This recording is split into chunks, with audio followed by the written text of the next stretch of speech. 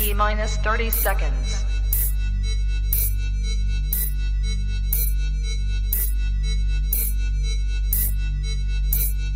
T minus 20 seconds.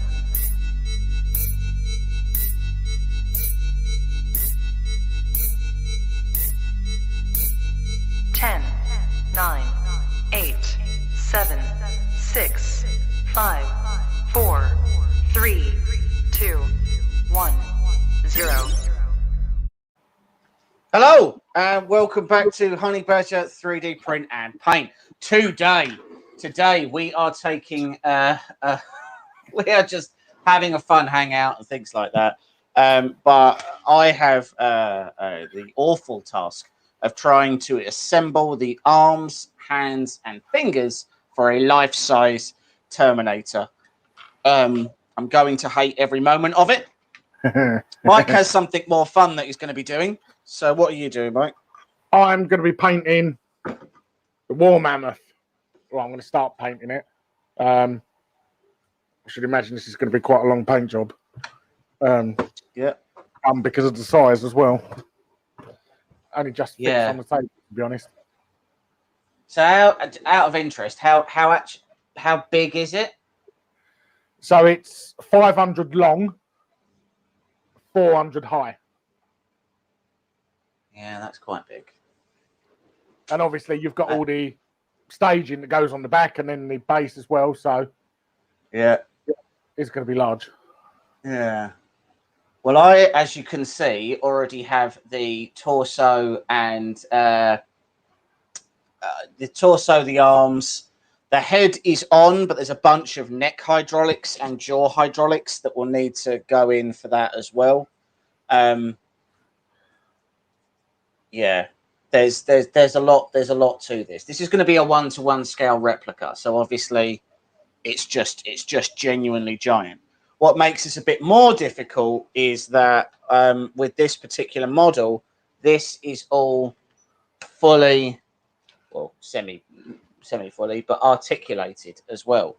So, so I mean, it's large and it's got a lot of moving parts, and a lot of these pistons that you see on the arms actually have to work. Hey, Mr. and Mrs. Diesel.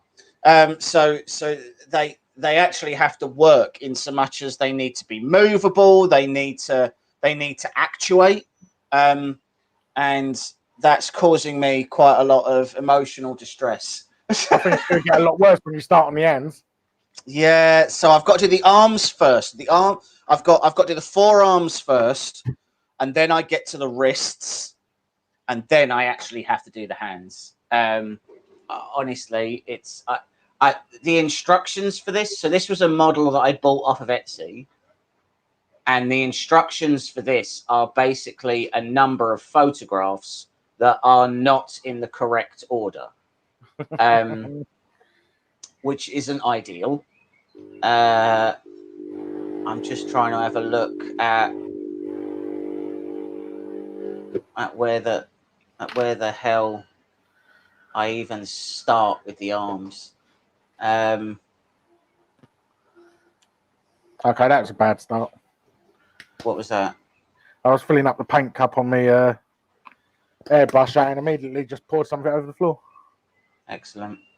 A good start. Right, so hold on, because that cup's already on. So that's the elbow joint.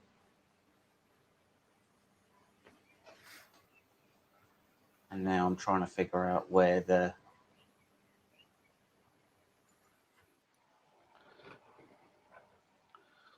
So if we take a look at these... So I'll just to give you guys some context, I will quickly... Hey, George's Gaming Guide. I will quickly share my screen to try and give you an idea. This is what I'm working with regards to how to actually assemble this thing.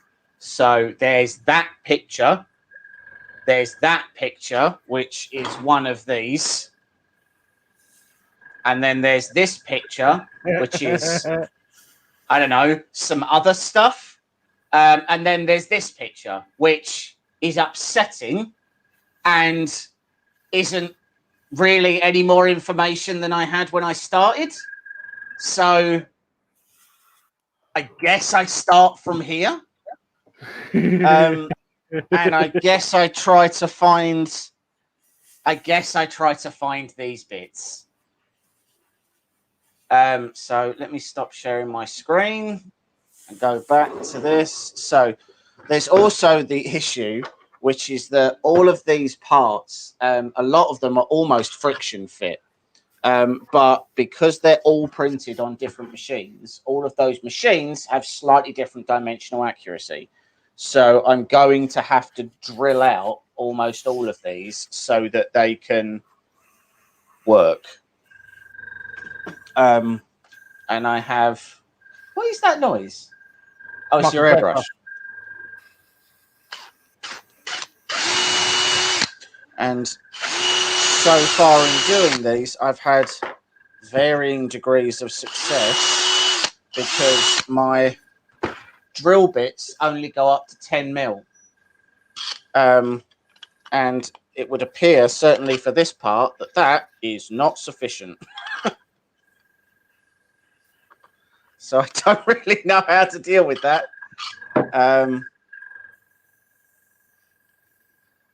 Let me think this one through. So... Well, you could have always bought bigger drill bits. Okay, well, that's helpful. Thanks. That's that problem solved then. Well, you did know that you didn't have a big enough drill bit last week when you started building it. No, I had the 10 mil bit, and the 10 mil bit was big enough for most of that. However, that is no longer the case. So I'm just... Well, I was just going to try forcing it, but that doesn't seem to work either. So let's start panicking wildly and finding stuff that I can jam in here that will make the hole wider.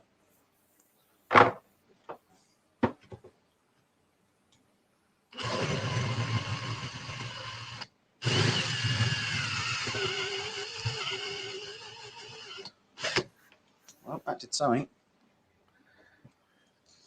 When in doubt, wiggle a drill bit in it. Yeah, that's what I'll do. As you saw on Saturday when I was putting up that spool holder. Yeah, that was upsetting. Oh. No.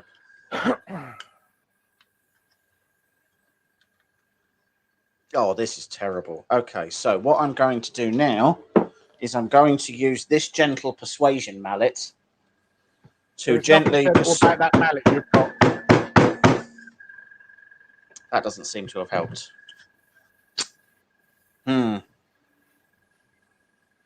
This mammoth is too big to go on my table.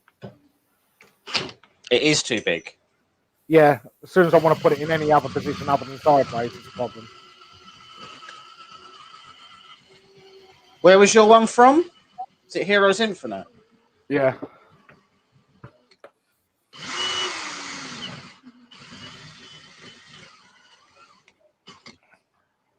I'll be honest, when it comes to doing this, how long the model's taken to print? That's an excellent question. So I have printed the majority of this over the course of 2 weeks. Yeah, 2 weeks. I've got a couple of prints left, which are the legs, or to do with the legs. So they're the femurs and the shin bone things. How long was yours, Mike? I can't remember. I think this was about 2.5 weeks because although it's nowhere near the size of that, some of these, like a few pieces of these were like 100-hour plus prints. I think it was about 2.5 weeks. It's strange because no matter how hard I hit this with the mallet, it doesn't seem to actually be making a real difference. Oh, what was that? Oh, okay. Well, that's the second option, I suppose. Oh, well, that's harder to get out, isn't it? Right, well, I guess we're gluing this on then. I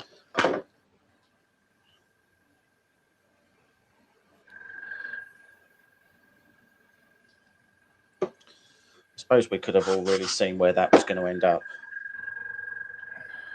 which was always going to be me probably having to glue this. With doing this much brown, I'm having a lot of memories of Treebeard coming back.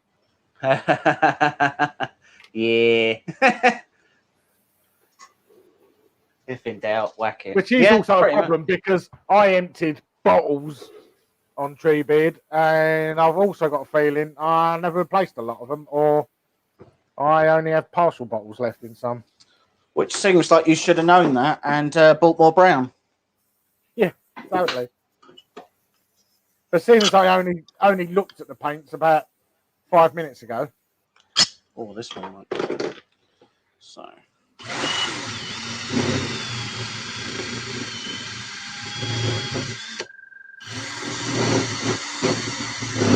I think we really give the misimpression on this channel sometimes. We don't really know what we're doing.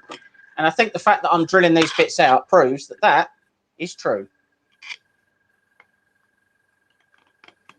No, that is not going to go on there either. But for anyone who's interested as well, who watched the BLV Cube build, that is the BLV Cube currently there and printing. We will do a follow-up video on it because there's probably quite a bit to go through. There was a lot of issues that we had to overcome. Wiring that was a big issue. Doing pretty much everything that we did with that was a pretty big issue. Yeah, it was a lot. That really was a lot. Right, so I've got these two parts in. We're going to pretend as a collective that that I got the pins in on these rather than snapping the pins off and just gluing them. But we're going to pretend that isn't true, and we're going to pretend that this went together perfectly. So well done me for perfectly getting those things together. I now have a number of things that I need to find, and I don't know what they look like. So these are supposed to be small little cylinders. Well, that's very interesting because we don't have any of those. Oh, yes, we do. They're right here. They were just dark on a black desk. Right, okay. So we've got... Well, that can't be right because there's not an even number of these. And there definitely should be. So that's a problem. What about in my box of shame? Ah! Victory! Right. So we have a number of tubey looking things. So it looks like we go...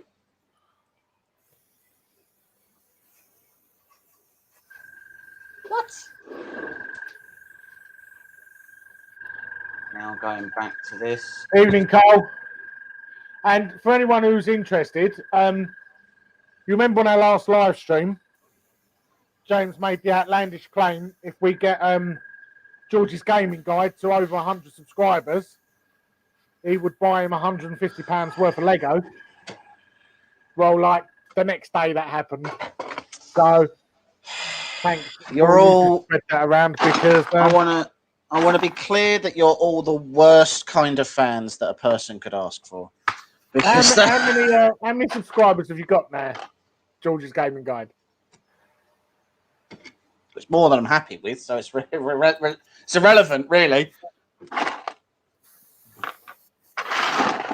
So let's just have a look. Just trying to figure out which parts are supposed to go on these. Is it these bits, maybe? So this thing, over 100 now. Yes, it is over 100, Carl. I don't know, Carl, that I saw you posting that about. So don't make out like we're friends now. And you haven't just willfully cost me 150 quid. 112, great. Well, that's brilliant. I hope George is really happy.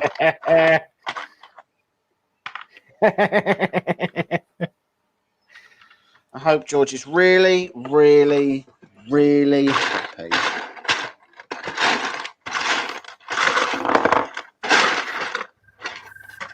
Right, so that's one of them. Must go on the bottom of this. Must it? No, that's not even the right size. So I thought originally that putting a number of these parts into this box was a really good idea. I have since changed my mind on that.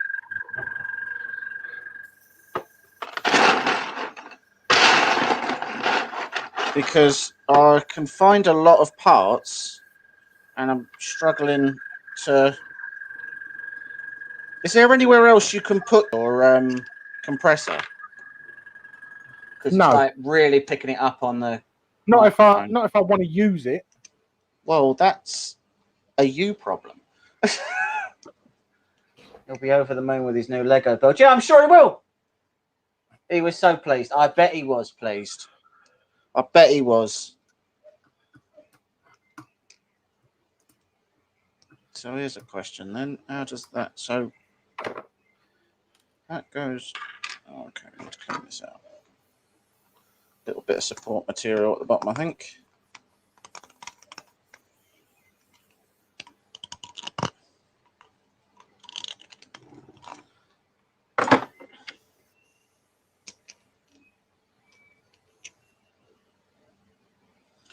So all I'm trying to do is figure out exactly how these are supposed to go together, because again, so much of this is supposed to be push fit, but that, ladies and gentlemen, isn't true. Like, as well, if you put that in there, then I don't see the point in there being a ball joint, because you can't move that at all. So what's the purpose of it? Like, when that's in there, there's no movement in that at all. So why make it a ball joint? Is it just to mess with me? Because it feels like it's just to mess with me.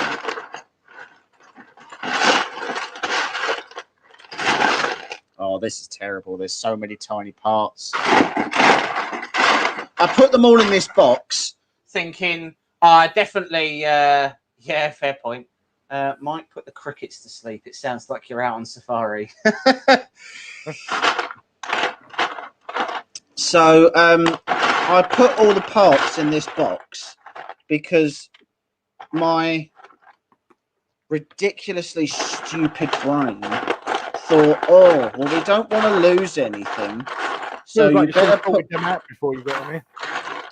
Well, I didn't.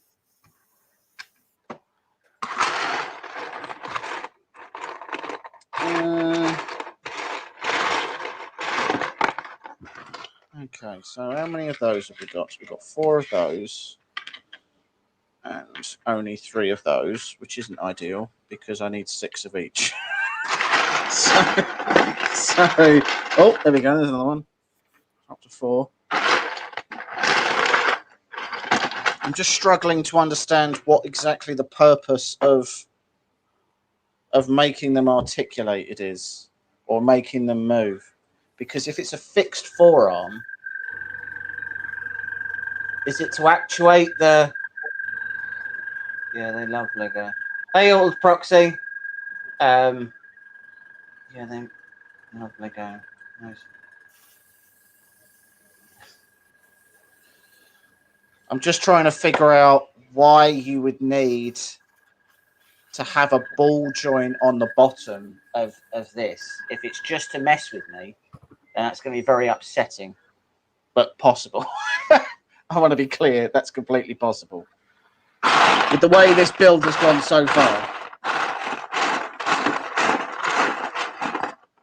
Right, I don't see a purpose to it. I'm just thinking... So it's very warm in here.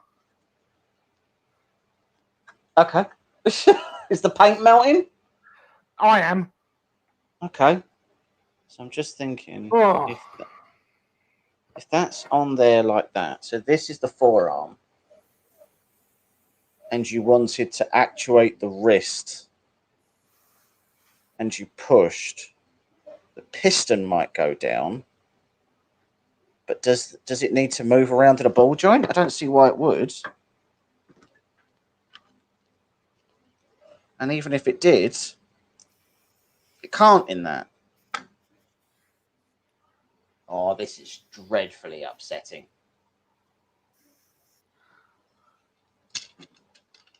So, no. I feel this is going to be an evening of dropping things as well. Right. So these are definitely going to need to be drilled out. So let's try it. Let's try these. No, wrong size.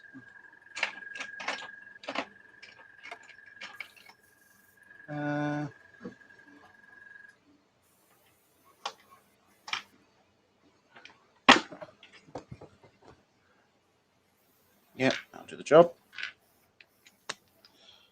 So we have got a lot of content coming up on the channel, guys.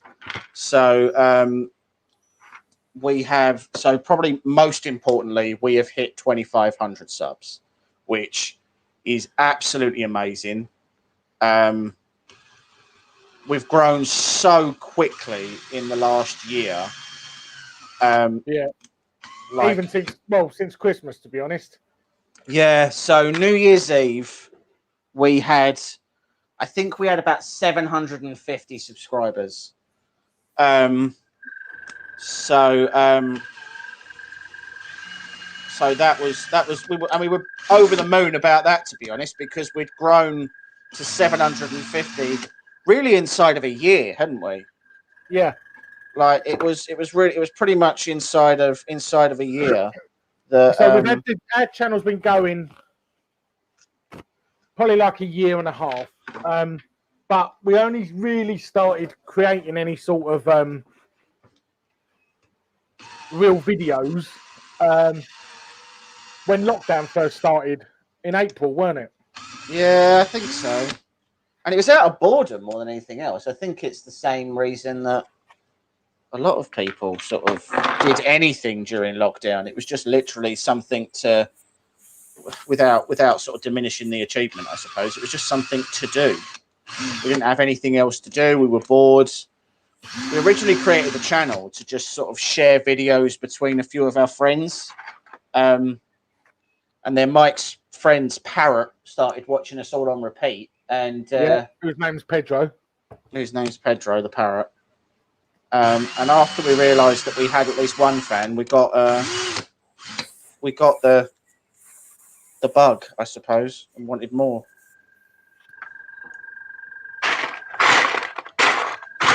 But yeah, I mean, all of your guys' likes and subscribes and everything that you've done there, it's made a huge difference. It's made me and Mike decide to do this sort of to actually keep posting content. There's been times where both me and him have had conversations about just stopping, because it's a decent amount of work running the channel. Well, we usually put in a full day, 1 day a weekend, don't we? Yeah, minimum. So we and we have lives, I suppose. Well, so. Yeah, we have. I wouldn't call them exciting. No, that's fair. Oh, there's so many little parts in here. This looks like a treasure trove of awful. Anyway, we just want to say genuinely from the bottom, thank you guys for following, for watching. You guys have been really brilliant. You are the reason why we carry on doing it. If it wasn't for... I would save George's gaming guide. I guarantee you that Terminator will be fully built before I finish painting all the list model. Mate, that is a you problem. No, I'm a very slow painter. Granted, it is quicker when you've got when a lot of it is airbrush. Well, at least you know that yours is meant to look like a mammoth at the end. I'm only guessing this looks like a robot when it's finished. Or an incredibly malnourished person. Yeah. I'm going to have to glue this. There's no two ways about it. I don't see any other way that this can possibly stay together. It's definitely not friction fitting, and I don't have any drill bits big enough to make it friction fitting. So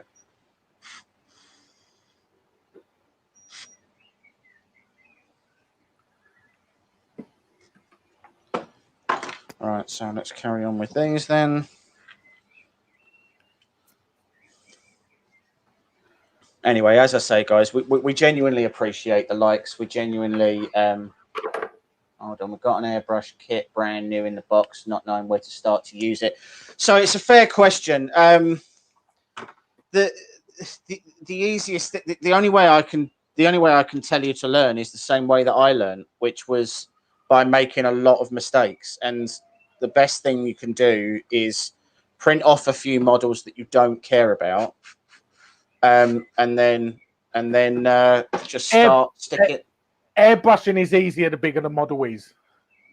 Yes, that is bigger true. the model, the easier it is to airbrush. I know there's some people who airbrush like miniatures and stuff like that. Fair play to them because I can't.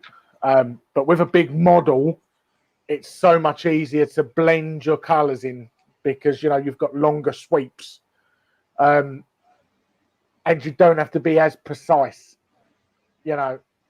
So bigger the model, easier is to learn. I think, anyway, personally. Yeah, I would agree. I would agree with that. Bring it in, love.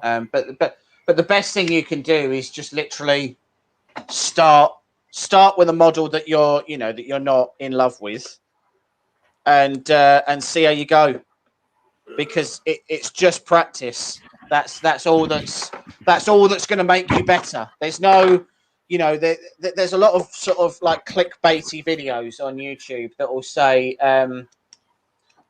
like 10 tips and tricks to instantly improve your miniature painting, or instantly improve your airbrushing, or something like but they're that. also coming from professionals who, no matter what some of these professionals do, it will turn out unbelievable. So for anyone who's interested in what I'm doing at the moment, I have just glued this part to my hand. This is going to really hurt. Ow! Oh, that was really painful. Oh, God. Oh, that was retarded. Why did I do that? Oh, no. It's on my... it's everywhere. Slice and pry. Yeah. So I have to admit, when I first started painting, so Mike had previously in his youth, he had printed and painted. Sorry, he had been painting Warhammer. So I actually got Mike to show me a bunch of sort of tips on how he was doing all of his painting. And they really did help to start giving me an understanding. But frankly, the only way that I actually sort of got anything done, or the only way I moved forwards with it, was literally just getting models and trying it out.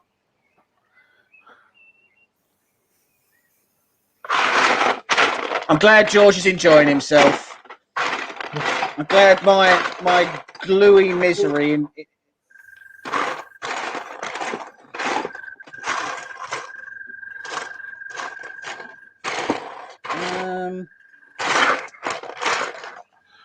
this is very upsetting. The problem is as well is that I don't know if it's something to do with the human eye, but I have a box of black and white parts, all the parts I've pulled out so far are black parts. And it means that if the part that I printed is in white, I don't think I can see it. Because I'm only actually looking at all the black parts that I've got. So I could have like gone past the bit that I need like 7 times or something crazy. I really want to Victory! I really want to get this mammoth painted because I really am looking forward to doing the base on this. I've got a load of the fake snow. Yeah. And I've also got some resin as well. So some epoxy So is that resin. the Green Stuff World fake snow, or is that just like generic store brand stuff? Green Stuff World, I think it is, yeah. It is Green Stuff World one, is it? Yeah. So they do because you've got the frost thing as well, haven't you? You've got that. You've got that. Green Stuff World. Yeah. So Mike's also got this crystal one, haven't you? Burn this together. One instant brings tears. Yeah, the liquid frost. So it's going to be like a snowy base. But I've also got some epoxy resin which I'm going to mix up, and going to see if I can do some ice on the base as well. Nice. So, Mr. Diesel, I'll tell you a little. Why not? We'll do a little story time. It'll be a laugh. Oh no, I did that on the wrong side. When I was a man, I used to be in the military, and I'd gone up to Manchester, and my girlfriend at the time had come up with me. Now, I want to be really clear that my girlfriend at the time was from Newcastle, and she was mental. There's no two ways about it. I don't know whether or not it's something in the air up there, but she was an insane person. I used to be friends with Geordie actually, and he was insane.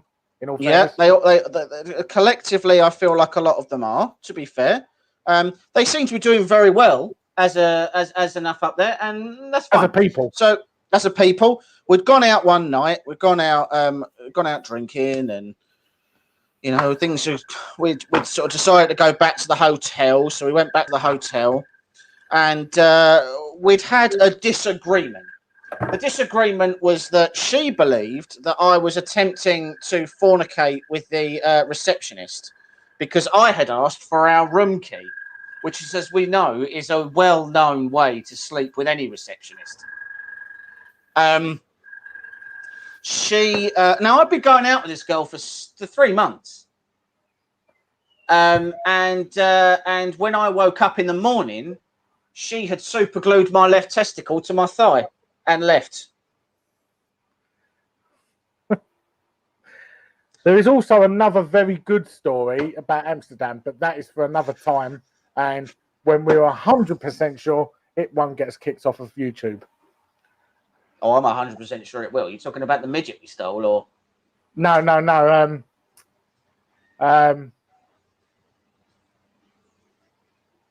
I can assure you, Carl, it was not funny. Oh yes, that wasn't great. That was a bad weekend. I bet the imprint of his hand's still on the door. That was terrible. That was a really upsetting time. Actually, now I can't think of it. Though. Well, you don't tell it at all parties. Let's put it that way. No, it's a story for. You have to know your audience. Yeah. Yeah, that's a story that doesn't end well. I've burnt myself with an iron. Okay. Why were you trying to iron it? Oh, I haven't drilled these ones out yet.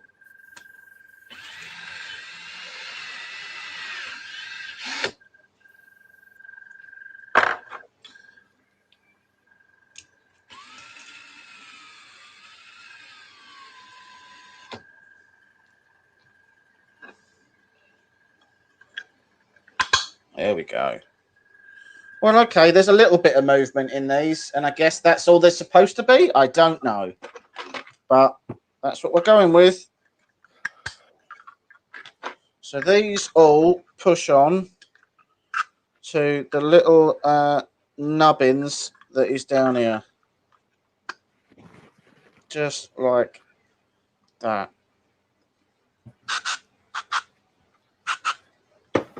Right. Okay, if you say so. So now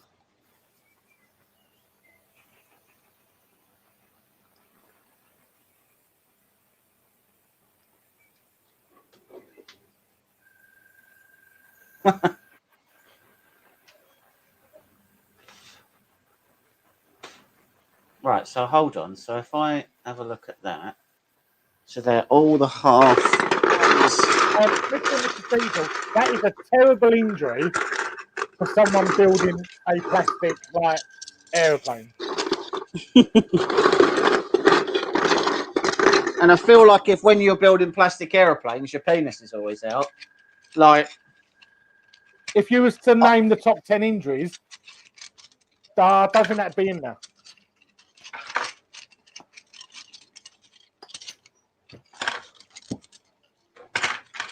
So it's all of those bits, and then this bit. And are they going to fit in? Come on, please fit in.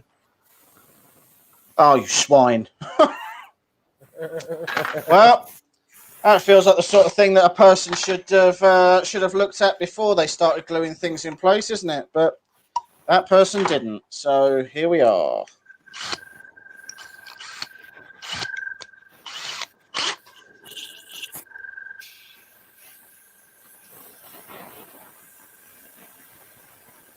Did Chrome update or did I get a hack by a foldable printer? Right, so I want to be really clear about these foldable printers.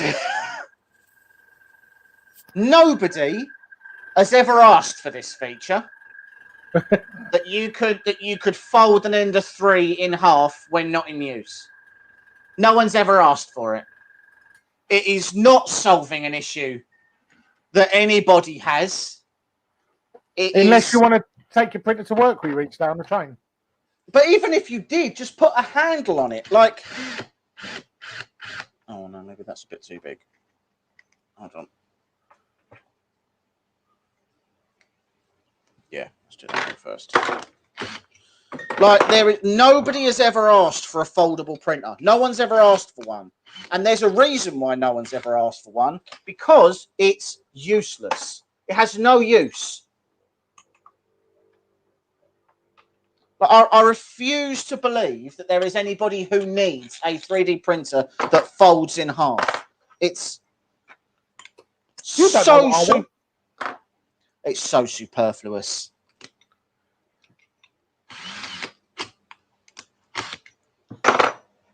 We had someone who tried to approach us to do a review of one on the channel, and I made it very, very clear that hey Matt, how you doing? I made it very, very clear there was absolutely no way that I would review one on this channel. Or more specifically, there isn't any reason why they would want me to review one on my channel, because I would absolutely rip it apart as the worst idea anyone has ever had. It's one of those ideas that clearly somebody in a marketing team came up with and thought, oh, this would be a good idea. And it isn't. It isn't a good idea at all.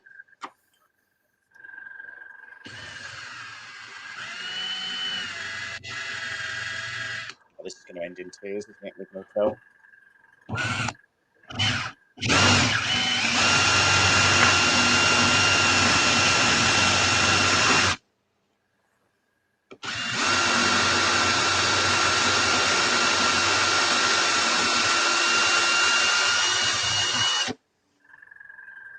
Am I going to literally have to do that for every single one of these? I hope that is not the case.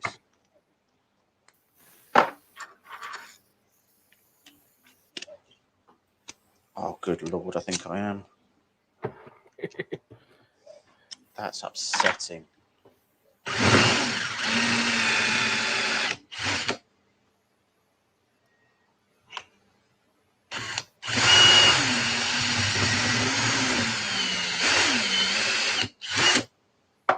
Not to mention, I've no idea. Can you remind me, please, where did you get the STL from? What, for the full site? Sorry, for which one, Matt? For the Terminator or for the mammoth? Well, it doesn't matter. I can tell you both. I don't know why I made it sound like it's one or the other. So the mammoth is from a Patreon called Heroes Infinite. Yeah, it's from a Patreon called Heroes Infinite, and the Terminator was from an Etsy store.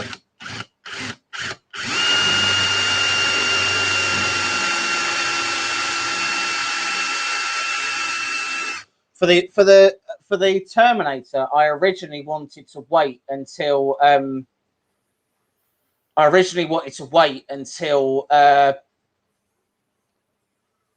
Hex 3D, who I'm a member of his Patreon. I wanted to wait until he did his because I'll be last week.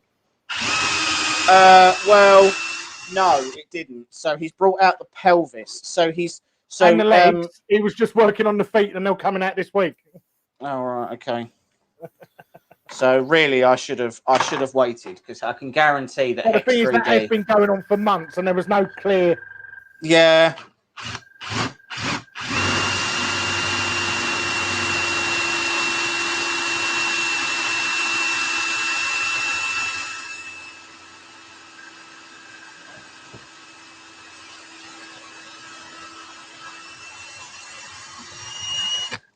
I've actually just pulled my arm doing this. Have you got any of it together yet? Yeah. I've done these 3 little bits, and the good news is all of those bits might have to come off because I've got to drill them out. So, so this is fun. They actually will have to come off. Like, come on, what do you even mean? What size printer did Terminator, James? May do one model for my office. So all of this was done pretty much on my 2 sidewinders and my elf. So it was all done on 300 by 300 by 400. There's a lot of big prints on that. There's a lot of big prints. So I had to cut the chest in half and the back in half so that they would fit on. If you had an S4, they would have fitted. I mean, we're talking like they were a few millimeters out. It was very frustrating that they didn't fit.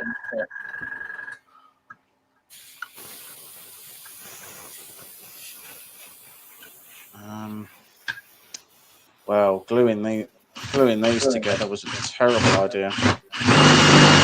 Oh, that's louder than it should have been.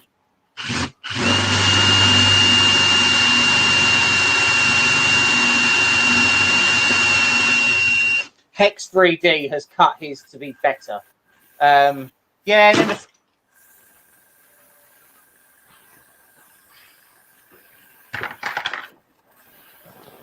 Hex 3D has cut his better than this guy did. So this guy Hex 3D does do most of their stuff to be able to be printed on an ender. Yeah, they do.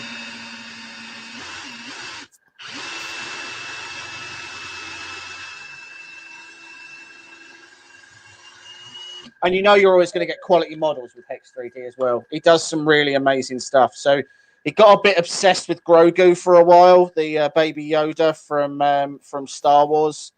So there's an awful lot of sort of like Baby Yoda mashups on his page. Things like he did a Baby Yoda pinhead. He did loads of stuff. But after you've been a member of his Patreon for, I think it's 2 or 3 months, might be month 3 that you get it. You get access to his entire back catalogue, and there's a lot there. So there's proper wearables. Like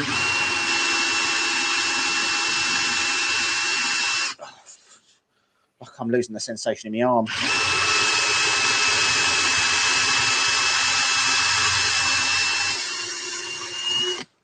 It's terrible. Right, so he's got a lot of wearable stuff. He does a lot of Star Wars things. And he's done a really nice. There was an old style Batmobile that he did that sort of went on like a bat cave base, and really detailed, really nice, really good models he does. I'm honestly, I'm really impressed with the things that he does. So he got a little weirdly obsessed with Baby Yoda for a while, but other than that, he does go on sort of tangents where he gets obsessed with stuff. It was the what was them wooden faces? What was that? What's them wooden faces? He got obsessed with them. Oh yeah, so he did these like tiki faces. That's it, tiki mask.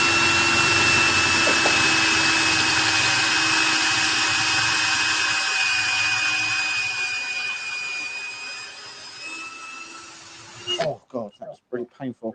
Right, so he did these tiki masks, and somebody, I can't remember who, but somebody sent him a cease and desist order. And it really wound him up. Apparently, the way that they worded it was they were really rude. They basically said, I came up with the idea of tiki faces, which, to be clear, is appropriating the entire Polynesian culture. So I'm quite surprised that that someone would make that that bold claim. Yeah, he was like, yeah, you know, you've completely taken my idea and all of this. Hey, Derek. And basically said that, you know, that he'd stolen their idea and all of this. So then for the next 3 months, I think, he just made hundreds of them. He just continuously made hundreds of them. And it really was just any character who's ever been in any film has got a tiki mask on Hex 3D. Yeah, he made a lot of them, and literally every single one was just a giant middle finger to the guy who was rude to him. It was like, I wasn't even gonna. Originally, I think he made some Star Wars ones or something. I think he made a Chewbacca one or something like that. And he was like, to be honest with you, that's all I was ever going to do.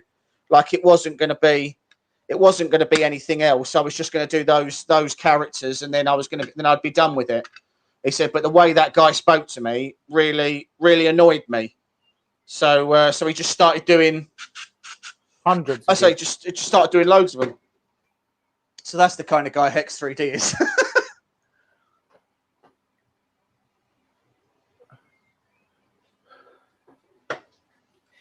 I'll just look at the number of spiders in my ceiling. It's a lot. Yeah, I'll argue I've got more. Well, you've not really got a ceiling, so. Okay, so how is... Okay, brilliant. So that...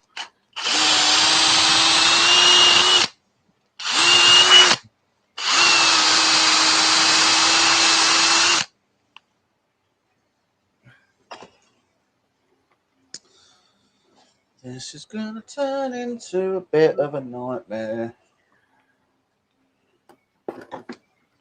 I'm also not really clear as to what sort of supports these at the other end. So I hope that there's something, because I've come across some immediate issues.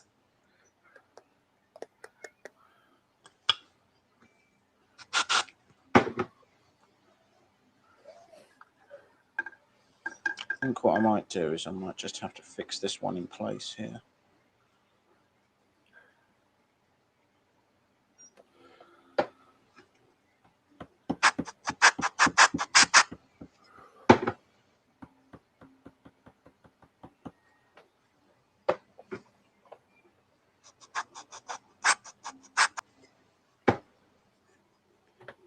Okay, cool. Right, so let's see if these fit. Oh, come on. I literally just drilled you out. Why wouldn't you go where I tell you to go? Oh, this is very upsetting. So, okay. So then let's go. Cool.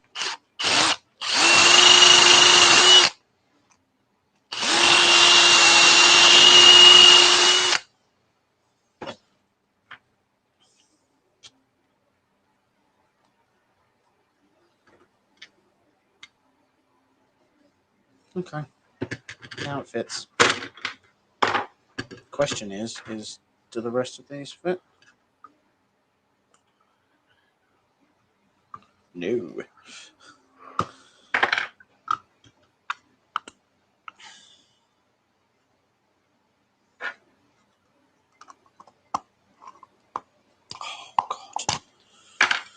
This is really fun. I don't aspire to my workshop. Anyone see my latest video? No, was it of spiders? Or was it about lack of spiders? Or was it about that's a weird video to make, just a video about how many spiders you don't have. I haven't got any spiders.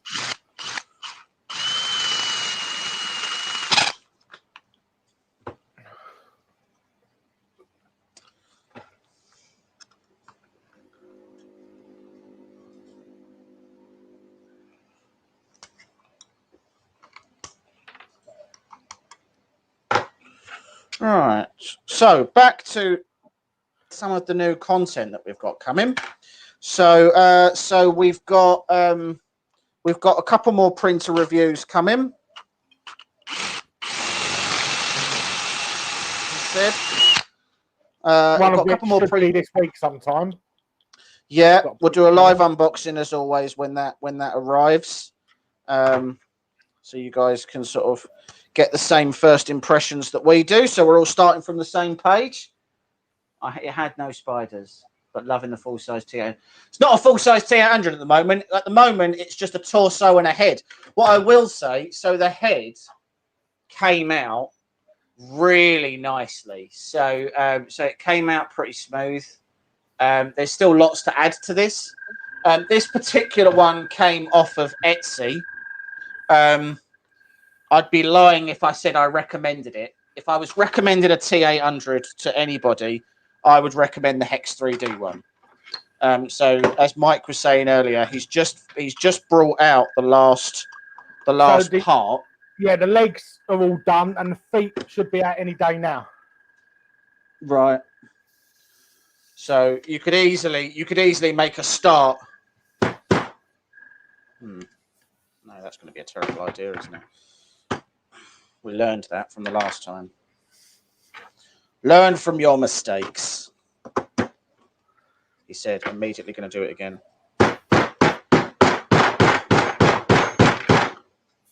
This is very difficult. Nope.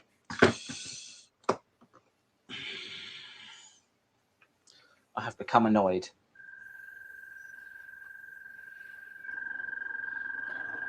It's down of T800. I don't know what that means. So the STL I got here was from Etsy, but yeah, this is really difficult to get together. It's not a simple STL. There's a lot. So the guy who did this pre-populates multi-part prints. So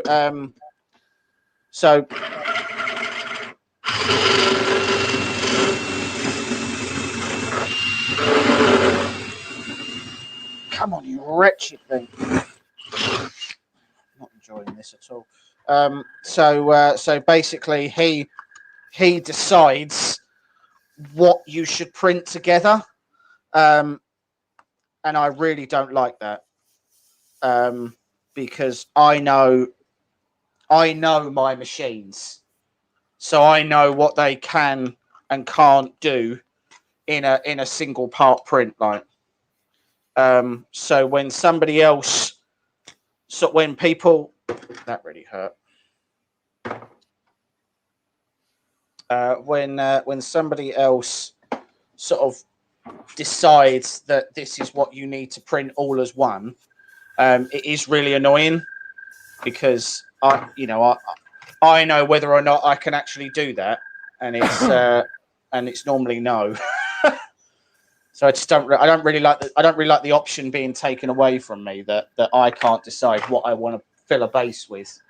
So like whether or not I want to fill a base with, like 50 of the little pins or something like that. Like I want to decide that I want to do the pins that way.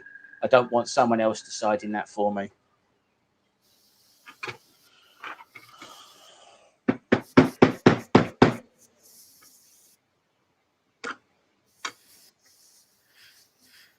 And as I say, and this chap just made a lot of decisions that I wouldn't have printed things the way that he did. Now, luckily, in Mesh Mixer, not in Mesh Mixer, sorry, in Cura, I have a mesh tool. Oh, Lieutenant Dan. All right, okay. So because I have these mesh tools that let me actually split up multi-part STL files.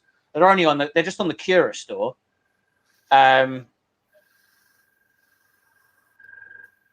Yes, I did. I cut my finger, so I put a little bit of glue on it, and now it's not bleeding anymore. Otherwise, I'll get blood everywhere.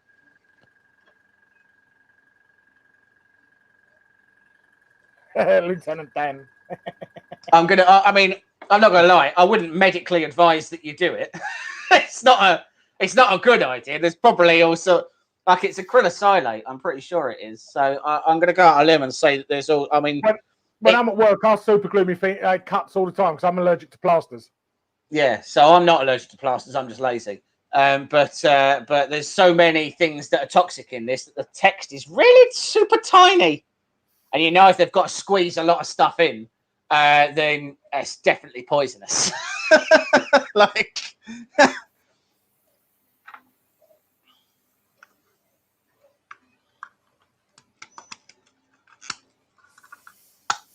Oh, this is just the worst.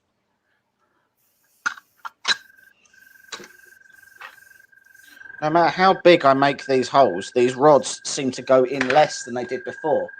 I don't understand how that's even possible.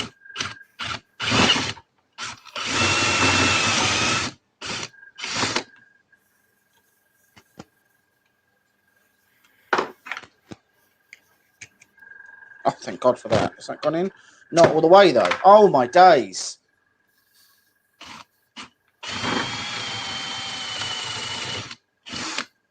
I have become irritated.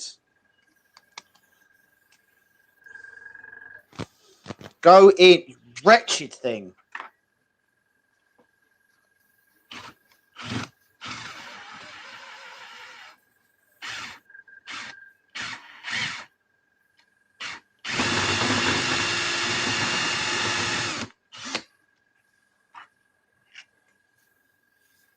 If anyone builds this, then don't do it this way because it's wrong. Oh, dear. Oh, good. Yep, cool. Oh, this is going to be a real problem. Can we get a close-up of your work so far? No one asked for a close-up of my work. There, done it. Mike, can we get a close-up of your... Yeah. So, I've put most of the base colour down on him so far, with a few highlights. I'm just going around putting a steel colour on all the armour. I'm going to weather that down with like a lot of rust and stuff like that. But he's getting there.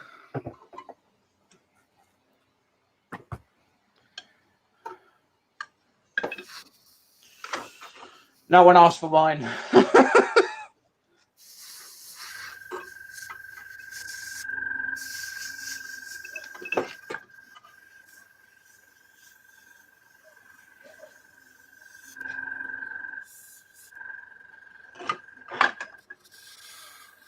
I have taken to shortening some of my hydraulics significantly so that they actually... Oh, that was probably too much. So they actually fit into these things. I can't think of a reason why I would need to have the actual, like the forearm actuate. So if we find a reason as to why I do later on, then we can all tell me that I told you so, that I shouldn't have done this. But my patience has rapidly worn out.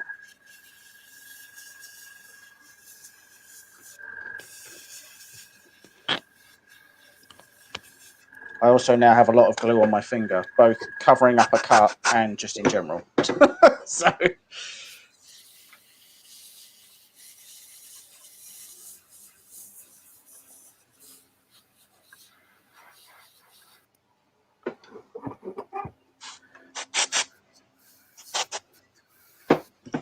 Okay.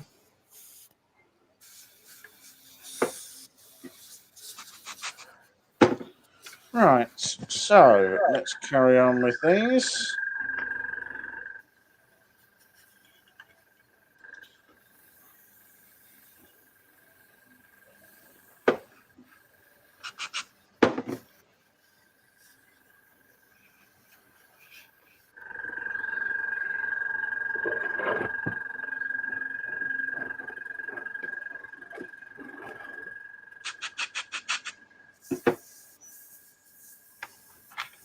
And let's try getting this third one in, which we're not going to be able to do. So let's just trim that.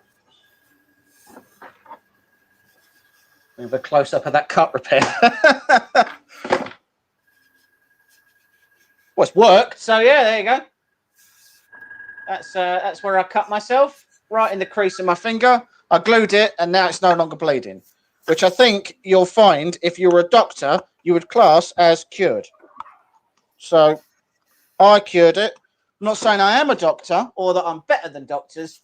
We make it through with all our fingers on the model and you, but I've got money and you glue in your hand.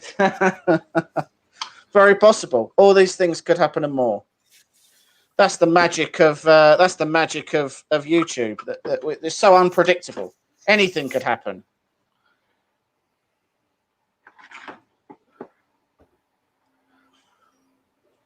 I could spontaneously grow enough patience to actually finish this thing, which I wouldn't hold your breath on.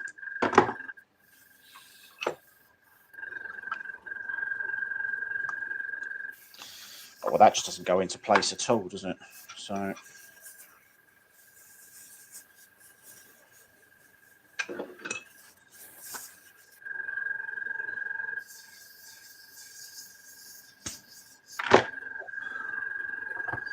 Come on.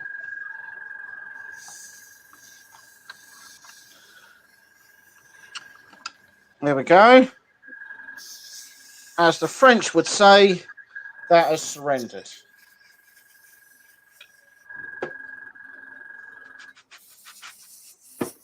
Right, so I now have two sort of forearms done. Now I need to figure out how on earth these go to... Oh, it's those parts. This is going to be a problem. Okay, so first things first.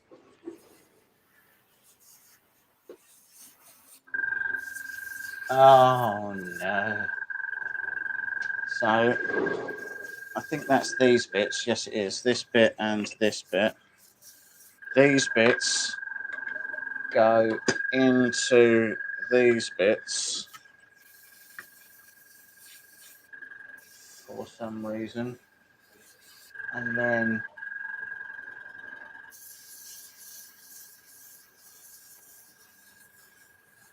what? And then the caps go on them.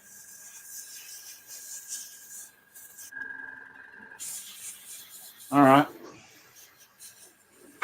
You say so.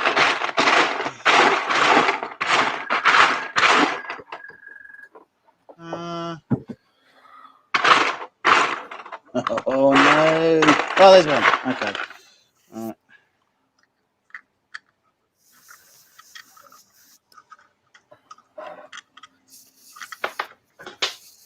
Well, that flew away. I'm amazed I've not dropped more stuff, to be honest with you. You haven't dropped really much at all. Not when you consider how much I normally drop. No. Not your usual standard. No, I normally drop quite a bit. I have been dropping things. Don't you worry.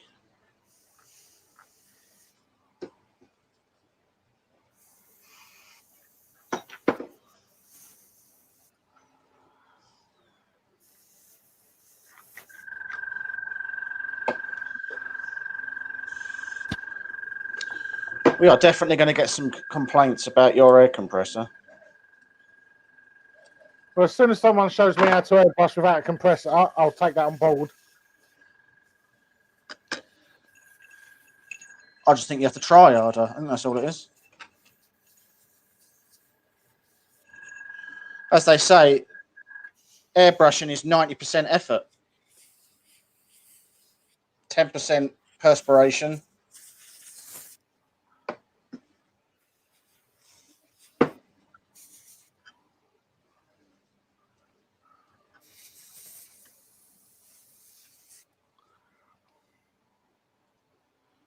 Okay, well that isn't right, is it? Does that go on that one?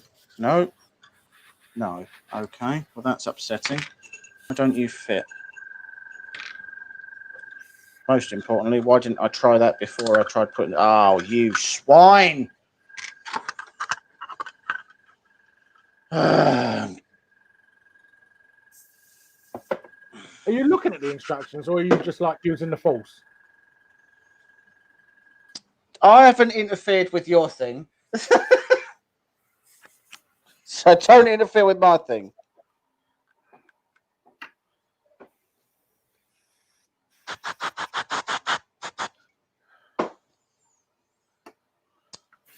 That glue activator tastes terrible. I wonder if that's as poisonous as whatever it was I got in my mouth before. Oh, it was resin last time, wasn't it? Yeah. Try the drill in reverse so it pulls the filament out instead of driving it in. I'm just thinking, don't know if it'll work. What are we naming the war mammoth? He looks like a Steve. Colin. Colin the war mammoth.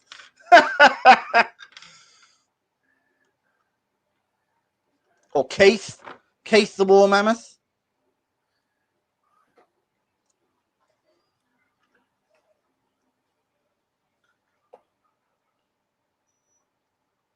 I feel like he's got to have a name that you would expect a roofer to have. Gaza.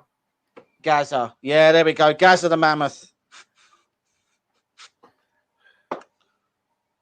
Like, you can't have a Toby war mammoth. Do you know what I mean?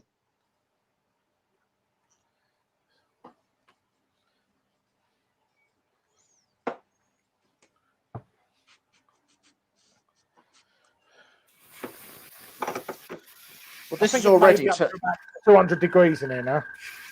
Right. Well, it can't help that the air compressor. It can't help that the air compressor is extracting what I can only assume is an absolute bucket load of heat out into the room that doesn't have any form of ventilation. Yeah, almost straight into my face. Like it doesn't, like your garage doesn't have any, or workshop, sorry, if we're going to use the lofty titles, doesn't have any ventilation at all, does it? No, because we folded up all the door. Yeah, that does sound like us, to be fair.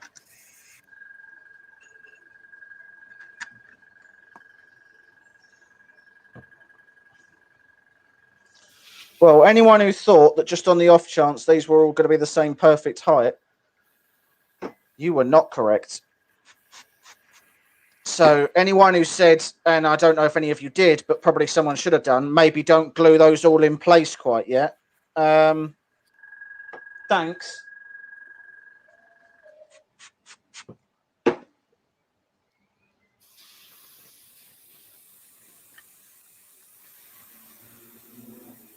Oh, I do not feel good about any of this. I haven't even got to the hand yet, but the hand's going to be the worst part.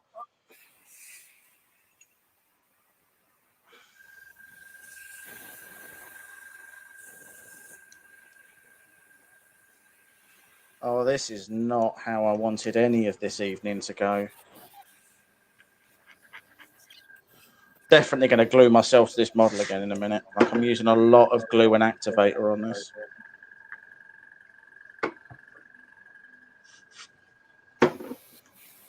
Right, so now...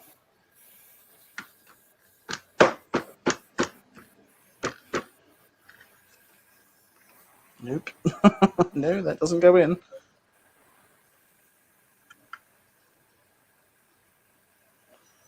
Because apparently this is supposed to... Must be actually joking.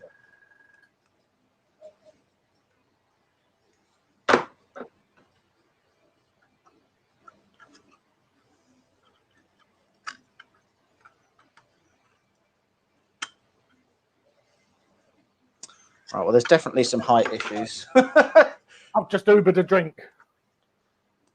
Ubered a drink? Yeah. I don't know what that means. Well, I just text Lauren and said, can you bring me in a drink? Oh, right, okay.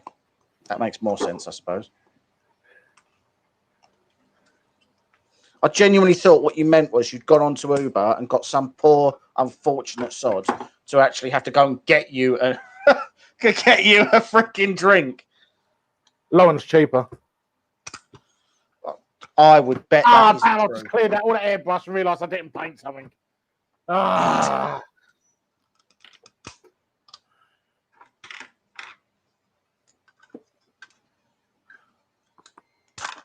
Oh, you absolute swine. I've stopped enjoying 3D printing. When you are blending colours, there's not really any rules I'll follow anyway.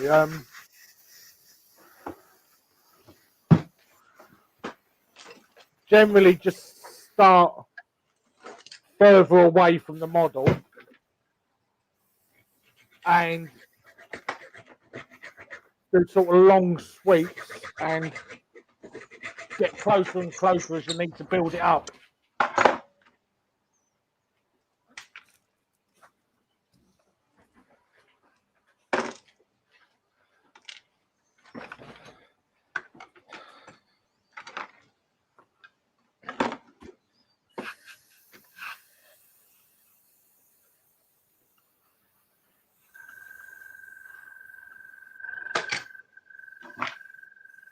Now I've got a hacksaw.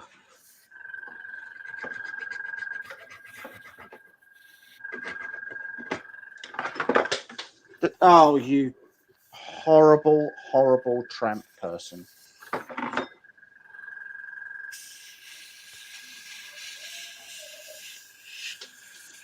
Hey, should we go on YouTube and watch exactly how we definitely shouldn't ever assemble a 3D model? I don't know. Maybe we should or maybe we shouldn't. I hear the guy curses a lot. Yeah, we should definitely watch it then. And his parts fit together so well, he uses a loud wooden mallet. That is my gentle persuasion mallet. If I was using my good mallet, then obviously it would be like metal and a club hammer. I'm being gentle because it's made of wood.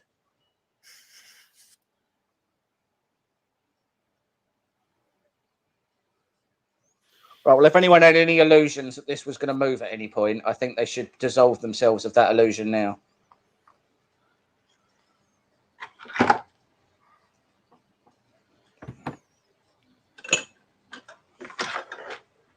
Oh.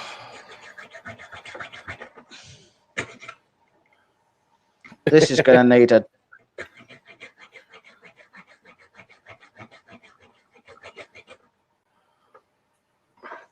That's probably true.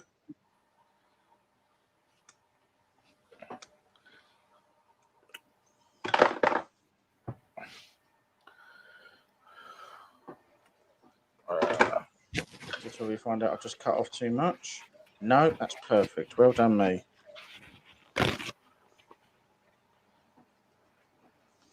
Well, at this point, I'll be honest with you, this is more glue than it is plastic. So I probably could have just poured a giant pile of glue on the floor and just carved the T800 out of it.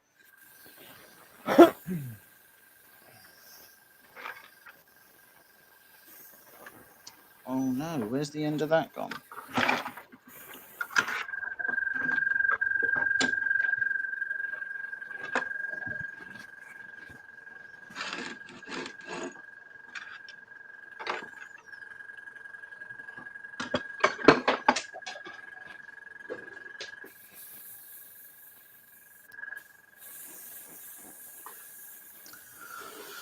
Well, we're learning a lot. I bet you'd rather we live streamed the part you've already built that went together much easier. Do you know what? I was literally just thinking that I was doing that in between phone calls at work. Like, that went together beautifully. And it all like it all freaking worked, and like it was really like I did a really like nice job of doing that one. And the one that people get to view and see and is on YouTube for all time is actually this right a bit. Keep the glue closer when you cut off your finger. That's fair.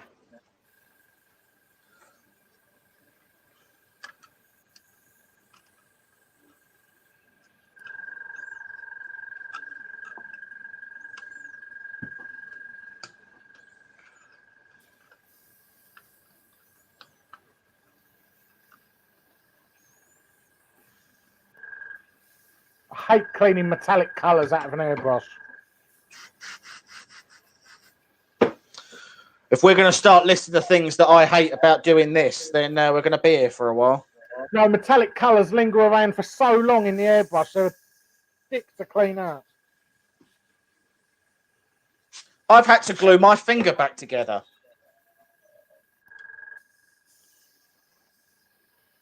And I've got a broken toe.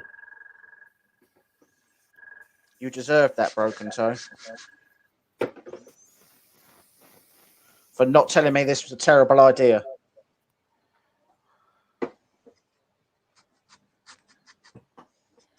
Well, to be fair, I'm pretty sure by the time... What we do tend to do is egg each other on. When we know something's going to be really crap, is egg the other person on to do it. Yeah, you are a terrible friend in that regard. I'd agree with that. And I'll go back to the model that you found for me and said, this is what you're doing next. I haven't even looked at the parts for that. You don't even know it's bad. Oh, it is bad. I've seen the picture. Oh, okay. Right. Well, God help me. This is actually...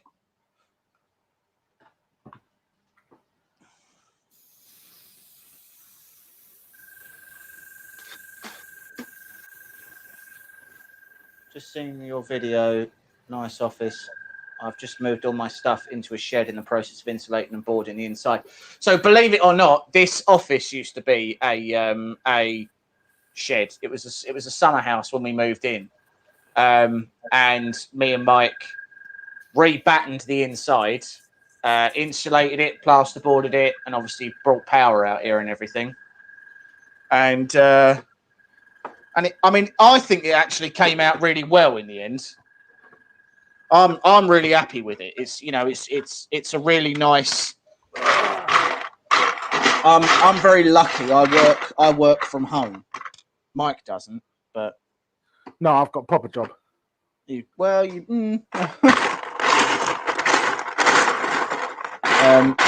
yeah, Mike doesn't work from home, but I do, and I have to say that during COVID,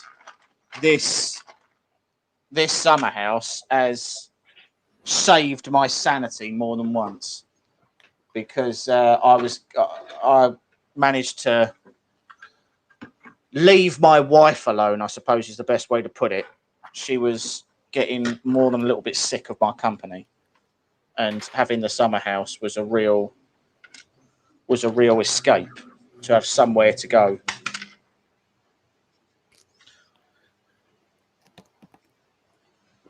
If anyone's interested in how to build a summer house, then what you do is you start off with an absolutely industrial amount of glue, and then you just go from there. And just chisel a summer house out of it. And just chisel a summer house out of it.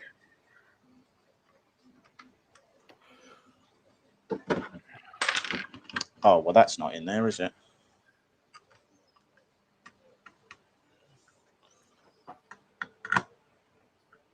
There we go.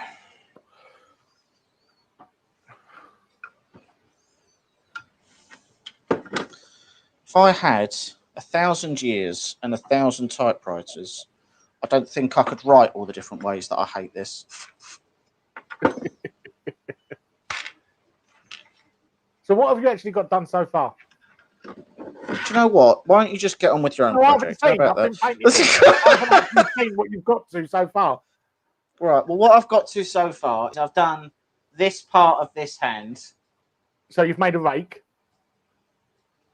Well, I mean, a hand's a rake, a full hand. That just looks like a rake you get in a child's Wendy house. Well, it's not far off, to be honest. But this rake has got a lot more glue on it than that. I'm in the process of doing the same for the second part, the second arm. I'm lucky that my workshop is a garage, so my structure was already here. All we did was run about 400 plug sockets into it. Yeah, we did. Yeah, and we boarded up the main, the main entrance to the garage and all. Yeah, we closed off the actual garage door because I don't really know if I don't even know if I can remember why we did that. There probably was a reason. There was a lot of drafts coming in. Oh yeah.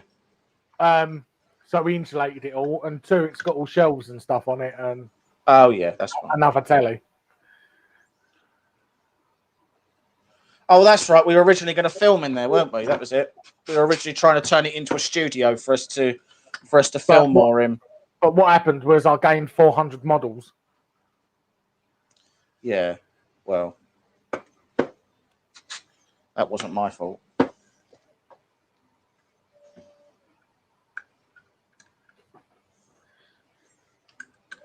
Right, so that's all okay. It's just this one that I need to cut down.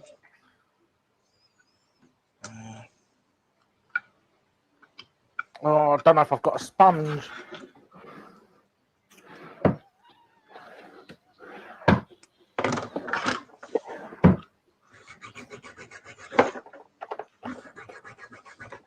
Yes, I have.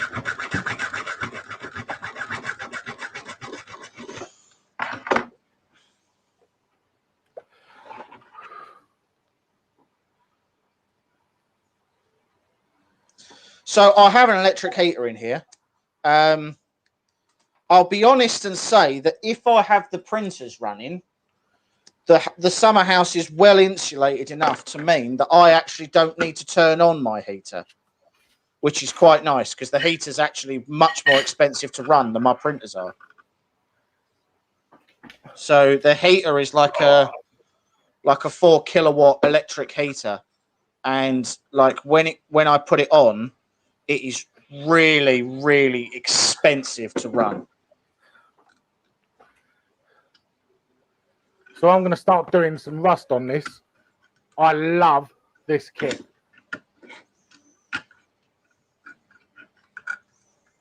If you've seen my video on the Mad Max War Rig, this is what I used for the rust on that.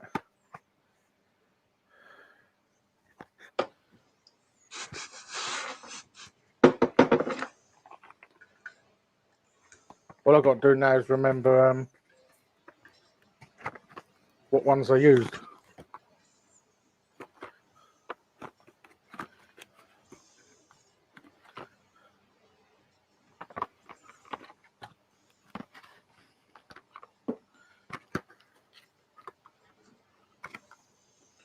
Right. A little bit more glue, because that's what this model needs.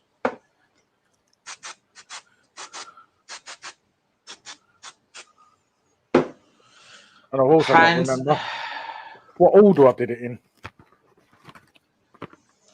Hand number 2. Done. Oh no! Oh, look.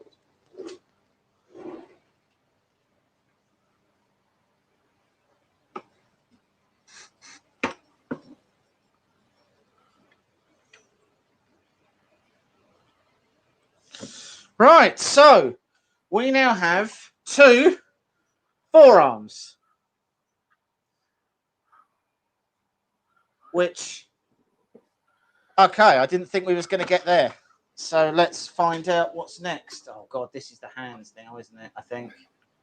Yeah. Right, so let me just share with you what now awaits me, because it's so unpleasant and unnecessary.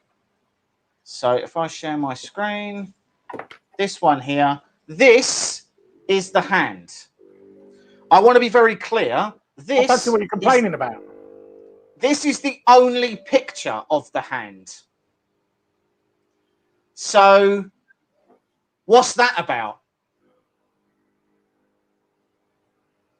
This is the only picture of the hand. There are no other photographs of it at all. So, hooray.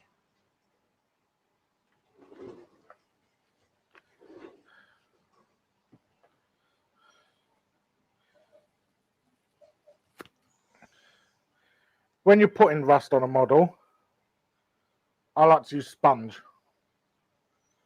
So dip it in the paint, run it out a bit, just like you're dry brushing.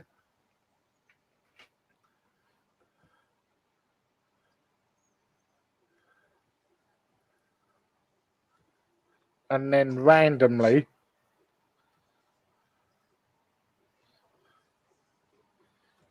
just start adding it. So, Sinister, I will show you exactly how bad the directions are. I just showed everybody. This is the only picture of the hand. That's it. There are no other pictures. I can zoom in, and to be fair, the quality of the picture is really quite good. I do kind of wish there was more than one. But there isn't, so cool story. I guess I'll just try and figure this out. I feel like the best thing to do to begin with is to assemble... Hey, Nonstick. I feel like the best thing to do to begin with is assemble the actual fingers. And then once the fingers are done, try to figure out how they actually attach to the whole model. So I'm for now going to put my hands to one, or my forearms to one side without dropping them, because that would suck a lot. And then we're going to start digging through for all of these. So there's a bunch of finger parts in there. So many pins. And then there's a bunch of oh, that's even worse. Oh, there's so many more pins. Oh, there's so many more, Michael. It's amazing how much I don't care. Oh, But I'm even amazing myself. Oh, there's so many, though.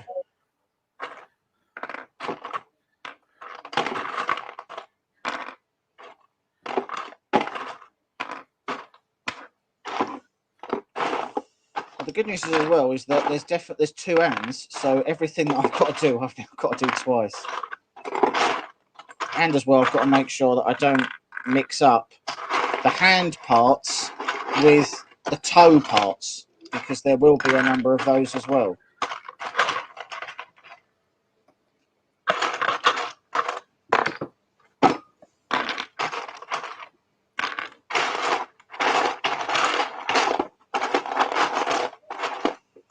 Oh, good Lord.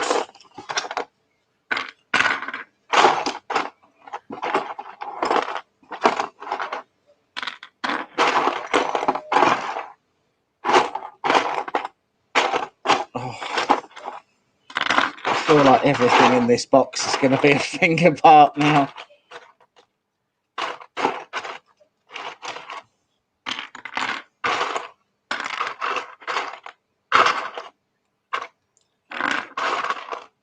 Okay, right, let's just start and see how we go on. I started printing the Mecha King Kong at 250%. So that's a real letdown, because I seem to recall us having a conversation in which you said you would do it 2 meters tall. And I bet you 250% isn't 2 meters tall. This was printed 5% infill, which is pretty much what I use on everything. Rarely go above 5%. I don't see no reason to. I'll be honest and say that I have gone above 5% on this. So But most that's a of these, structural, you know, you need. yeah, It's with something Yeah. like this. There's really no reason to go above 5%. Really, you're just using more filament and more time.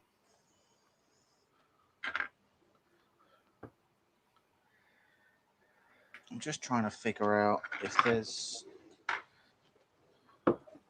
right. So this has got to be the thumb. The thumb gets not one of those.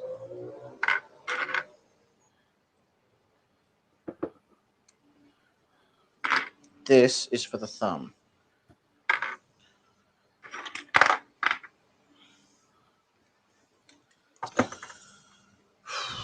I wonder if there's still an option just to give up. Oh. No, because your bin's not big enough to put it all in there.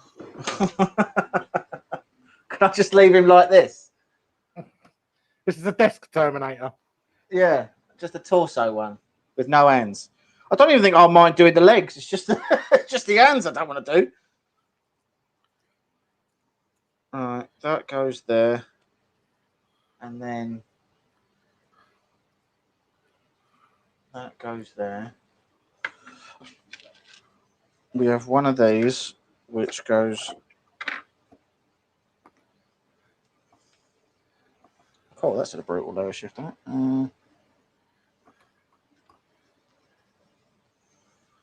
One of these that goes through there. And then one of these goes on to that.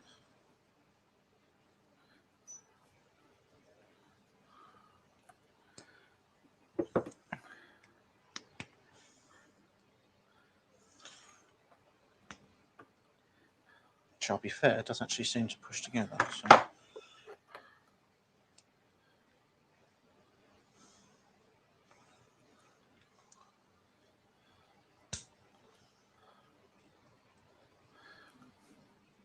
Come on. Right.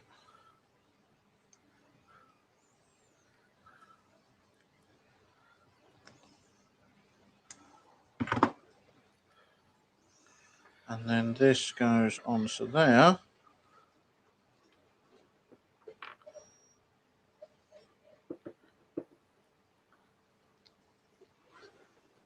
Where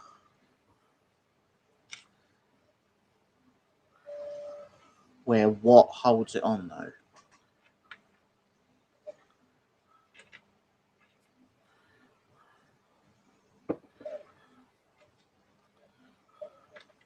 I don't understand what's supposed to hold that in place. But it's okay, because I think what's going to hold it in place is just a little dab of glue.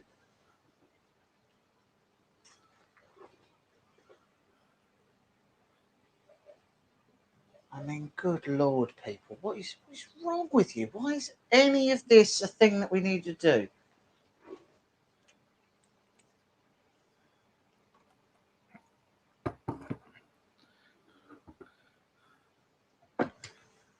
Right, so once you've got the way I do rust, I use 3 different colours. I start with light rust, then go on to orange brown. And basically what you're doing is you're building up the rust isn't a uniform colour.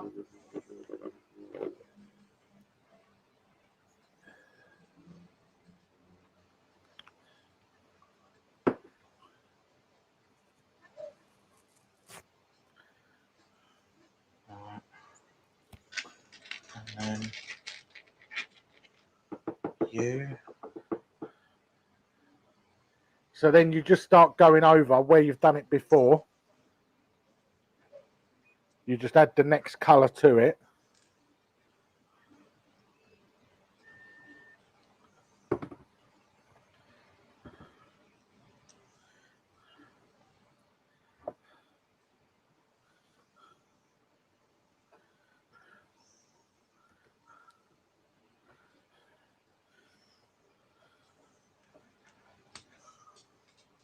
Oh, that was so important, that tiny pin, and it's gone.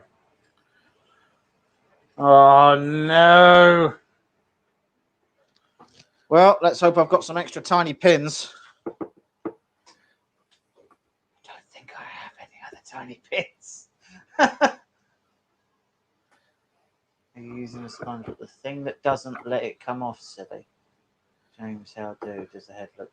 Oh, right. So the head does look really nice. So it's still got some sanding that I need to do because it's not perfectly smooth. I'm going to get some wet sandpaper on that. But overall, I'm really happy with how it looks. So those teeth actually print separately. You can see there he's got a bit of an overbite. But other than that, like it's a really... The head came out really, really nice. And obviously, I've just got the rest of the model to do as well. You know, there's a lot of parts to this. And there's a lot of ways that I'm going to be able to screw this up if I'm not careful. One of which is going to be losing all these pins or losing my patience, both of which we're on the verge of, if I'm willfully honest. When you're doing rust, if you use a sponge as well, it gives a much more natural sort of effect when it goes on, rather than painting or trying to airbrush it. Gives a lot more sort of dotted, pitted look. Gives that organic look, doesn't it? That's the thing. And the organic look at doing anything organic is really hard. It's hard from a modeling perspective as well as doing it from a from a paint perspective. That doing things. Yeah, no, the head isn't one piece. The head prints as this whole skull, but the jaw is separate. The teeth all print separately, and the eyes print separately as well because they are hollow. And we'll be running LEDs through these to light it up. The teeth came with it. Like that's just where the model's from.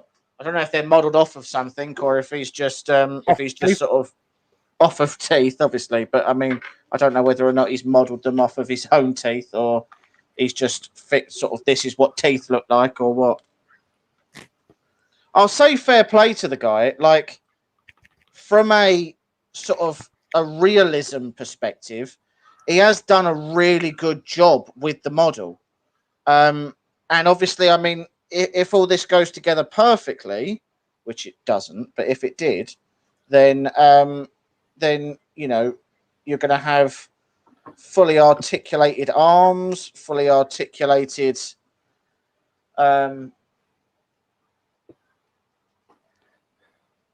oh, you absolute tramp. Yeah, you would have fully articulated arms, fully articulated hands. All right, so that's meant to go that way, isn't it? Okay. So, yeah, 3D Makers Up. We've got a printer on the way this week, which is the what have we got coming? We're not going to tell people what we've got coming yet. Okay, so we've got a printer coming this week. Hopefully tomorrow, if you've seen some of the GooFu videos, we're about to start doing the high temp filaments. Yeah. But they've actually just sent us a carbon fiber bed, which is being delivered this week. So we're waiting until we get that, till we start printing with the high temp filaments. We've also got an outing in a couple of weeks, haven't we? Yeah. So we are going to we're going to the place where a lot of people would agree 3D resin printing actually began. So Photocentric owned a lot of the 3D printing patents on MSLA machines. So MSLA machines are the sort of the resin printing machines that that everyone thinks of when people say SLA, and it isn't SLA. So SLA is a sintering laser, but these machines are DLP really. My kid was talking to you, then realised you weren't answering them, and you were like, "They're on YouTube," and she was impressed. Right? Okay. Yeah, I'm using a sponge because it just gives a much more natural texture when you're doing rust. Rust isn't uniform, and it's very hard to do it with a brush. So I use a sponge to apply it in 3 different layers, like 3 different colours. Oh, damn, that was one colour.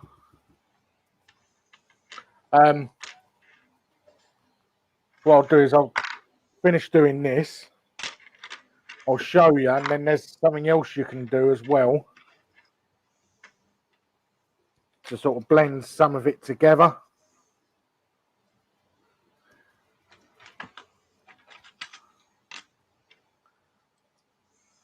With the last colour, I tend to go quite sparingly because it's quite bright.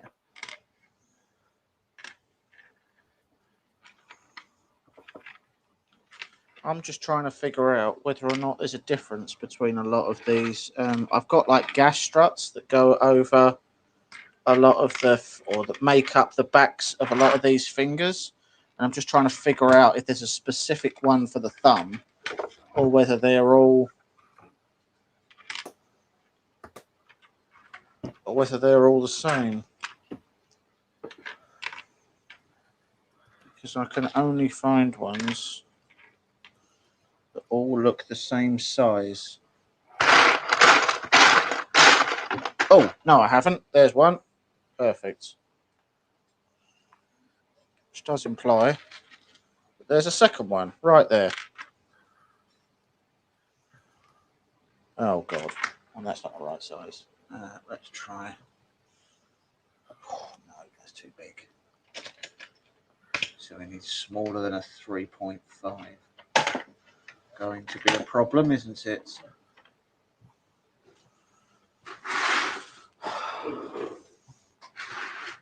James is one of those high society guys. Am I?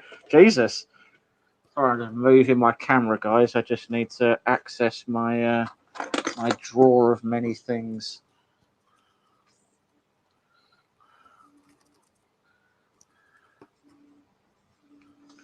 Right, okay, we're going to give this one a go, and I don't know if it's going to work because it feels like it's too big, but my options are pretty limited. Oh, no, that's too big. That won't work.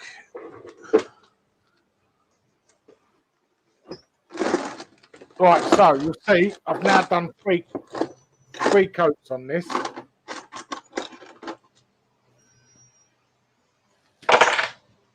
You've got 3 sort of different colours of rust. But now, if you grab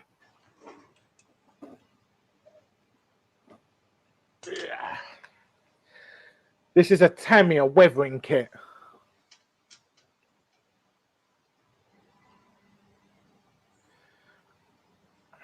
And I've broken like a little makeup palette.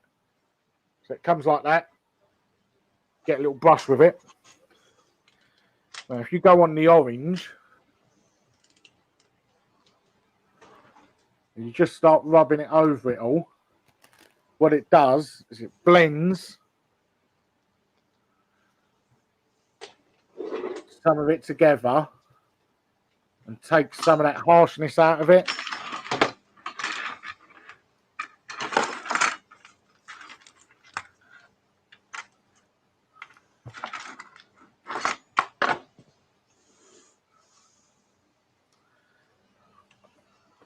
Okay. I shall return, people, once I have... Oh, no, hold on. I wonder if... What's that? Is that a 3? Do we think a 3 will work? Yeah, maybe. Alright, let's pretend it will. Yeah, I broke my camera. It's fine. It's fixed now.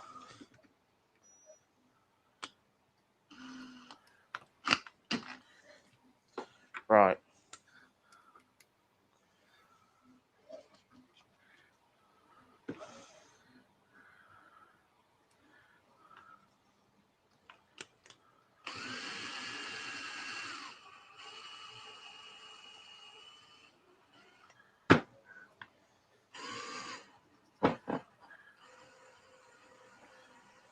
I'm also going to put a wash over all this fur. I haven't done it yet for the simple reason if I put a wash over it, I won't be able to touch it for an hour.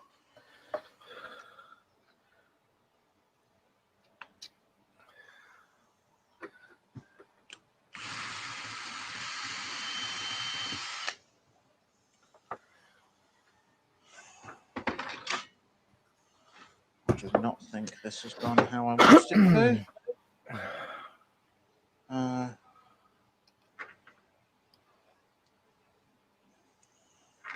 what I thought.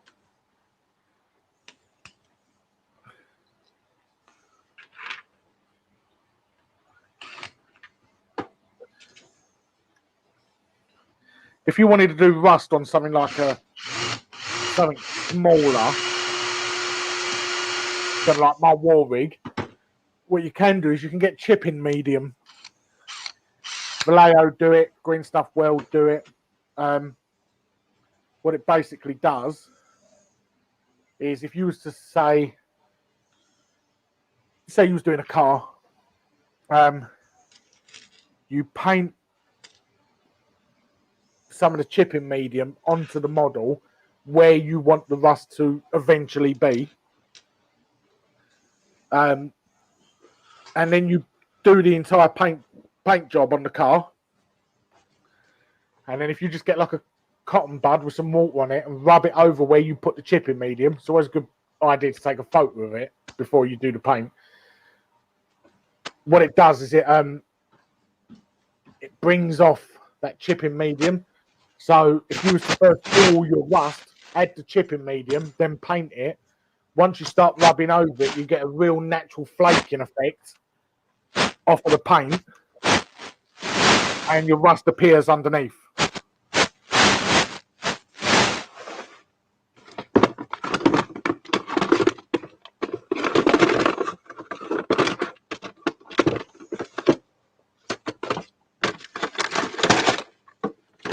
You can as well, with this, get a bigger brush just to make it quicker. I don't know what he's doing.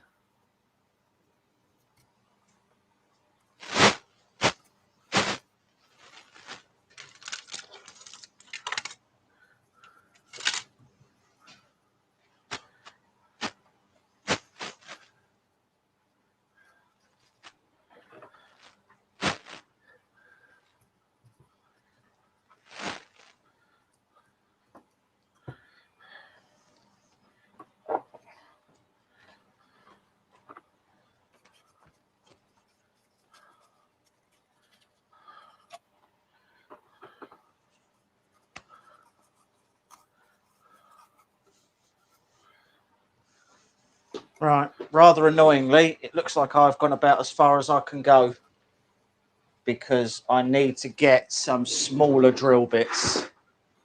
Shuffle through his garage. Yeah, pretty much. I'm going to need to... So, if I show you that now, it just sort of blends all that rust together and makes it more a more smoother transition into the colours.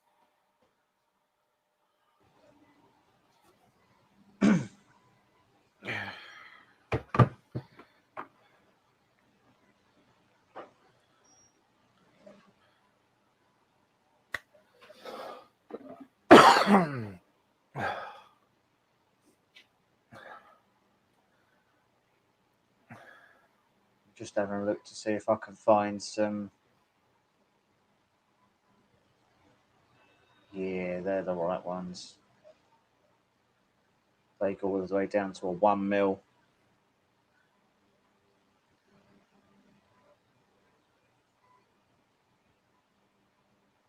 What do you need 1 mil drill bits for? So the problem is that inside of every single one of these, one of these needs to fit. I've got everything down to a 3 mil drill bit, but nothing lower than a 3 mil.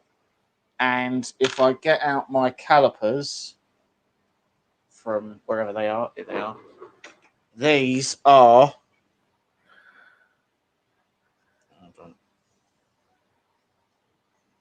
See you later, George. See you later, George. These are 2.7 millimeters each, but the 3 mil drill bits I have are the only one I've got in an actual 3 mil is a HSS bit. That do it? No, it's not a HSS bit. Sorry, it's a masonry bit. That won't do it. So no, I know. So it's wrong. I don't actually also think that these are actually 3 mil. I think these are they're 3 mil with a big head. So I'm gonna need to. I've ordered those drill bits, but the problem is, so you can see how these work. So this is the thumb or the beginning of the thumb.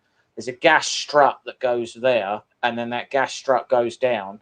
The thing is this needs to be able to move, and therefore this gas strut part actually needs to go in there, actually needs to go in this, and it needs to be able to freely move. So it's not even really that I need a 3 mil bit. I need a 3 mil. It's a 2.7 mil thing that needs to go in there, but really I need a 3 mil bit so that the channel's big enough. And this is actually 3.2. But I feel like if I can get a 3 mil bit in there, in fact, that might have even included a 3.5 on there. See you later, Dell's Logos. See you later, man. Yeah, there's a 3 mil and a 3.5. So if I can get a 3.5 on there, then I reckon I should be all right. I should be able to do that. But the bit that I've got is just melting if I show you. So luckily I had some spares printed of these, but you can actually see. Yeah, it's warped it. It's warped it from where it's not. Yeah. It's not drilling it. That'll be a difficult drill. It will be. Yeah. What I'm probably going to do is I'll take my drill bit. Start with a smaller one than you need. Yeah. And then just gradually bore it out. Yeah. But I've got 10 of these that I need to do because there's one for each finger. I mean, there'll be more when it comes to me doing the. In fact, there's more that. Yeah. Then it comes doing the toes as well. So it's not. Yeah, it's not. I'm just looking to make sure that I've done these bits around the right way as well.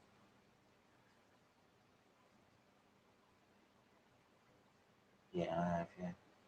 So anyway, there's a lot of parts to this. It's easily the most complicated build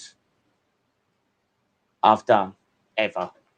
I've never done a build that's this hard because everything still needs to move afterwards. So it's not like you can just glue it in place and be like, yeah, it's fine. These hands. So we've got a minigun that we're printing that the Terminator will be holding the minigun like that. So I've got to be able to close the hands around the minigun and then glue those hands in place once the minigun's there. It's just a really difficult, really tricky, really finicky build. All of it is. There's so many little teeny tiny parts in this. It's unreal how many little bits there are. But yeah. So I've got about as far as I can get. Very clever 3D Hub. Yes, hardest model hands down.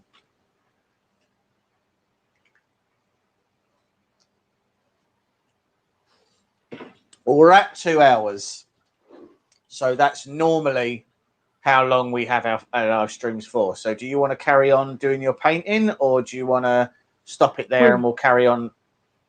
We can stop it here and carry on another time because I'm dying of heat exhaustion in here. Yeah, I was going to say. Right, guys, as I said before, we've got loads more coming on the channel. Loads more stuff. We've got more live streams coming. We've got more unboxings coming. We've got our 2,500 subs giveaway coming soon. There's some big prizes in that, so definitely tune in for when we do that one. That'll be in a couple of weeks' time. We've got to sort of gather all the prizes for you guys. Make Mike big and give a 360. Oh, okay, yeah. Can you just give him a 360 of what you're doing? Hold on. Oh no, that's worse. How do I? There we go, like that.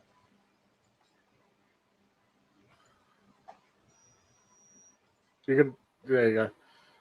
Right. So as you can see, I've done a lot of the rust on the metal work. I'm going to add some darker colours to it as well. The whole body needs to have a wash put over it. The camera's not really picking up. There's a few different colours I've already highlighted in now. But I'm going to put a wash over the fur. He's getting there. Yeah, he does look really good, man.